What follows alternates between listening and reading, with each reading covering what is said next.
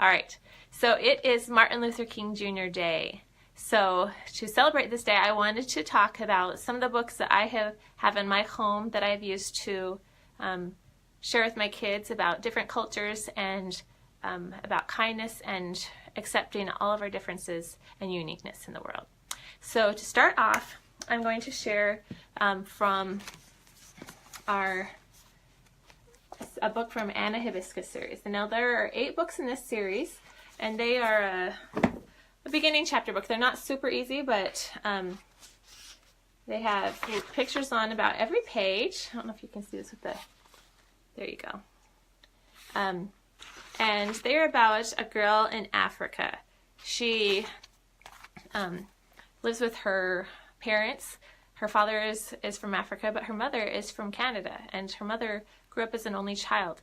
But in Africa, they all live together, her grandparents and her aunts and uncles and all the cousins, and Anna loves it that way. She loves to be able to be close to and spend all that time and rely on everybody. They all work together and help each other. So it's fun because it shows that the different cultures where the mother is used to more quiet and not so crowded, but they love each other and still learn to work together. Another series that's great for, it's a picture book, but I think older ages would love this too. This is Here and There. And in this book, it will introduce kids to things that are similar and common among all children, yet it shows how each one may be different. So it has that connection and yet teaches them some new things. So it will cover playing, how kids in different countries play outdoors, or how they go to the supermarket, what foods they eat. And I really like this one. This one is about traveling to school.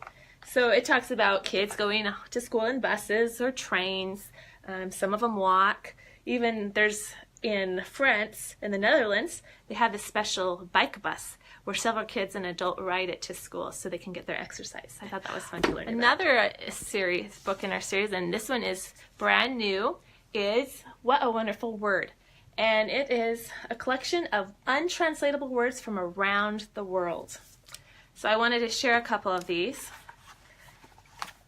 These are words that are only common in that country, or things that you may not necessarily see in your part of the world, and so it's not translatable in your language, whereas it's a word that's common in their culture.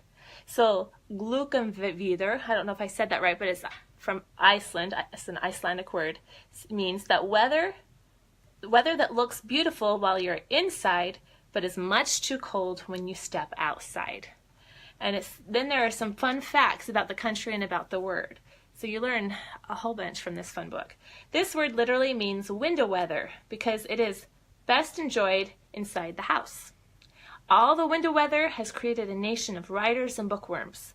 Iceland has more writers, more books published, and more books read per capita than anywhere else in the world. I did not know Another one that we just got, and I'm excited to dive into this, is the Usborne Encyclopedia of World Religions.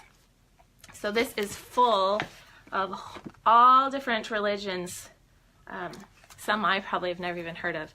There's Hinduism, and it talks about the culture in the country that has that religion. There's Judaism. Lots of information to learn from it. There's Christianity and nonconformist. There is Jainism and Sikhism. And then last 2 books that I wanted to share. This is actually a picture book, and not necessarily about cultures, but it teaches children about inclusion. It's called Can I Join Your Club?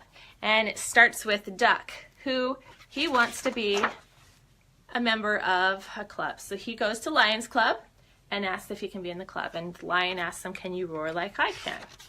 And Duck tries and fails miserably. So he is denied.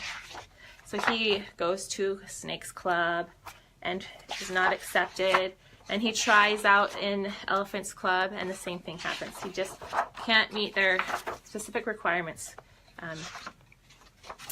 So finally, Duck is pretty sad and down, and he decides to make his own club. And I love this because he teaches that no matter how people may treat you, you don't have to treat them unkindly. You can still be kind. And finally, the last book I wanted to share for today is Do Nice, Be Kind, Spread Happy. I love this book. It's a unique activity book that is great to do with your family. So to give you a brief synopsis, Bernadette Russell is the writer. She's a performer and comedian from London and is a very nice person. She has been doing at least one kind thing for a stranger every day since August 2011. And that's how this book came about. She started her own project and created a website, and then later this book. And so she believes that kindness can change the world one act at a time. So this book is just filled with some wonderful ideas of things that you and your kids can do together. And once you do it, you just write down here what you've done and you can check it off. So there are some great ideas. For example, in this one's Once Upon a Time. It says, tell your mom or dad a bedtime story like they do for you. You can read one or make up one on the spot. This is always fun since you can make them the hero of the story. Tip. Silly voices are always good as is, acting out parts of the story. Make sure they are tucked up in bed and listening carefully. They might even go to sleep. Warning, there might be snoring. So it's really humorous, it's funny, it's great to get kids excited and involved. Yet there's so many fun ideas.